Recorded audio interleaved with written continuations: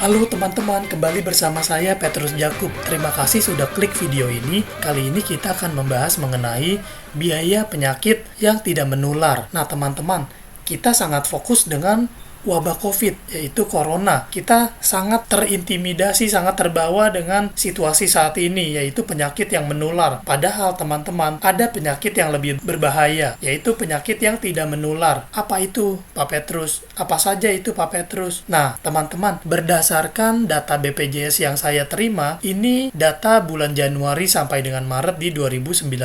Artinya baru 3 bulan. Di 3 bulan saja, data BPJS itu sudah mencatat bahwa ada dana yang keluar, ada dana yang dibayarkan untuk penyakit-penyakit ini. Jumlahnya adalah 5,6 triliun. Jadi ini bukan miliar lagi, ini udah 5,6 triliun. Dan biaya yang paling mahal adalah biaya jantung. 50% disebabkan oleh penyakit jantung. Penyakit-penyakit ini tidak menular teman-teman, tapi menguras biaya yang sangat mahal. Jadi selain kita harus care dengan penyebaran COVID, kita juga harus care dengan hal ini. Ini adalah informasi yang mungkin teman-teman belum tahu atau mungkin baru tahu. Nah, selain jantung apa? Ada juga kanker, lalu gagal ginjal dan stroke. 4 penyakit ini yang sangat kanker, jantung, stroke, ginjal. 5,6 selama 3 bulan. Bayangkan teman-teman. Dan di 2018 itu 21,66% total biaya yang dikeluarkan untuk BPJS itu 20% dipakai untuk biaya penyakit kritis. Jadi biaya penyakit kritis ini menguras 20% dari total biaya kesehatan yang dipakai oleh BPJS. Dan di Maret ternyata baru 3 bulan pertama di 2019 itu sudah 22%. Gitu teman-teman. Jadi ini informasi yang mau saya bagikan. Menurut teman-teman bagaimana? Sangat membantu ya teman-teman ya punya BPJS ya. Jadi saran saya, jika teman-teman menginginkan asuransi yang sangat ramah dengan kantong, BPJS itu sudah sangat murah. Karena saya mendapat testimonial dari teman saya, teman kantor saya yang lama itu sangat membantu. Dia berusia sama dengan saya dan dia tidak punya asuransi apapun kecuali BPJS, dan dia terkena penyakit jantung dan dia harus pasang ring. Sebelum pasang ring, dokter bilang estimasi biaya 500 juta. Kamu punya gak uang 500 juta untuk operasi? Karena harus pasang 2 ring. Dan ternyata setelah dilakukan tindakan hanya pasang 1 ring. Beruntungnya teman saya pakai BPJS. Kenapa saya menyarankan teman-teman pakai BPJS? Karena murah banget. Jadi kita berterima kasih sama pemerintah kita, BPJS ini murah sekali. Nah, selain itu, kalau kita memang ada biaya tambah, ada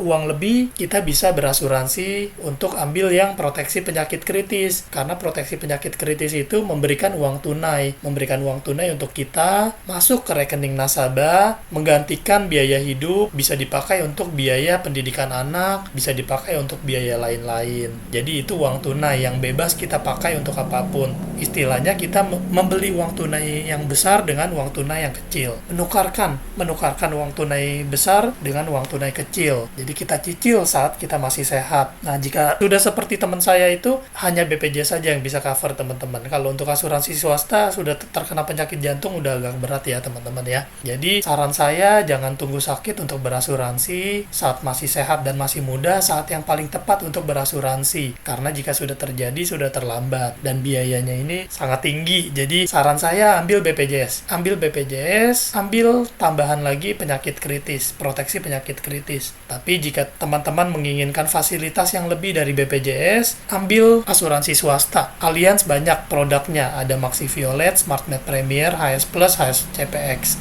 Ada Alicia Care juga, ada Alicia Protection Plus, dan sebagainya. Silakan teman-teman pilih sesuai dengan kebutuhan. Oke, sekian informasi dari saya. Semoga bermanfaat. Sampai jumpa teman-teman.